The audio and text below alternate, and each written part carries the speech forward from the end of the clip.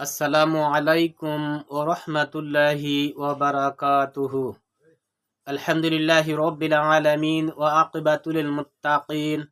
আসসালাতু ওয়াসসালামু আলা রাসূলিহিল কারীম, আম্মা বা'দ।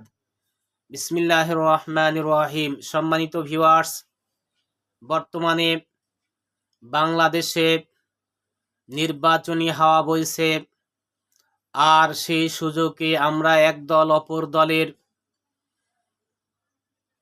বিভিন্নভাবে তাদের গীবত অর্জনা নিয়ে চায়ের স্টলে, অফিস আদালতে, মাঠে ঘাটে যত্রতত্র এই গীবত নিয়ে আমরা ব্যতিব্যস্ত আছি। আমাদের মুখে কোনো লাগাম নাই। গীবতের যে ভয়াবহতা, এইটা আমাদের দেখা উচিত এবং এর থেকে পরহেজ থাকা, দূরে থাকা একান্ত জরুরি। কেননা আল্লাহ রাসূল সাল্লাল্লাহু আলাইহি সাল্লাম বলেছেন, আল গীবতু আসাদ্দু মিনাল জিনা। গীবত ব্যভিচার চেয়েও নিকৃষ্ট পাপ, কঠিন পাপ। সাহাবারা জিজ্ঞেস করলেন, ক্বালু ইয়া রাসূলাল্লাহি ওয়া কাইফাল গীবাতু আসাদ্দু মিনাল জিনা। সাহাবাগণ আল্লাহ রাসূলকে প্রশ্ন করলেন, ইয়া রাসূলাল্লাহ, গীবত গাওয়া ব্যভিচার চেয়েও কঠিন গুনাহ কেন, কিভাবে? আল্লাহ রাসূল এই প্রশ্নের জবাবে তিনি বললেন, ক্বালা ইন্নার রাজুলা লা ইয়াজনি ফায়াতুব।